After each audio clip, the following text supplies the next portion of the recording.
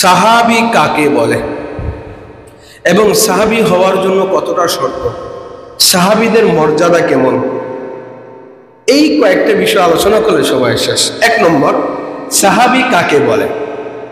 সাহাবী বলা হয় জীবদ্দশায় নবী করিম সাল্লাল্লাহু আলাইহি সাল্লামকে ঈমান আনা অবস্থায় ওই লোকটা নবীজিকে দেখেছে স্বচক্ষে, অথবা নবী তাকে দেখেছে, এই ব্যক্তিকে বলা হয় সাহাবী। বলেন তো সাহাবী কাকে বলা হয়? ঈমান অবস্থায় জীবদ্দশায় যে নবীজিকে দেখেছে অথবা নবী তাকে দেখেছে, তাকে বলা হয় সাহাবী। যেমন ভাবে বলবেন যে দেখেছে বা না দেখেছে, যেমন একজন সাহাবী ছিলেন জন্মঅন্ধ, উম্মে মাকতুম। তো এই উম্মে মাকতুম রাদিয়াল্লাহু তাআলা আনহু জন্ম থেকে তিনি অন্ধ ছিলেন। তো তিনি তো ঈমান আনছেন, তার চোখের আলো তো নাই, তিনি সাহাবী হবে কিভাবে? কিন্তু রাসূল তাকে দেখছে, এই জন্য তিনি সাহাবী। নবী দেখছে অথবা সাহাবী নবীজিকে দেখছে, নবী সাহাবীকে দেখে না, দুজনই সাহাবী।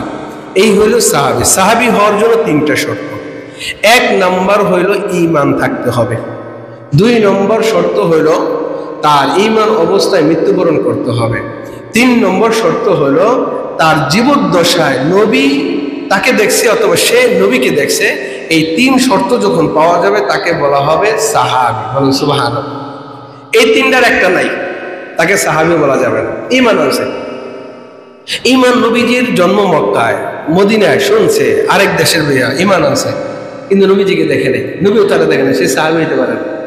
সাহাবী হওয়ার জন্য ঈমান আনতে হবে এবং ঈমান অবস্থায় মৃত্যুবরণ করতে হবে। তার মোটটাকে ঈমান অবস্থায় হয়েছে কিনা, যদি দেখে যে না তার এভাবে ভালো ছিল কিন্তু মৃত্যুর সময় ঈমান অবস্থায় মৃত্যুবরণ করতে পারে না, সে সাহাবী না। সাহাবীদের মর্যাদার নাম তার কাটা হয় এবং তাকে সে নবীজিকে দেখতে হবে।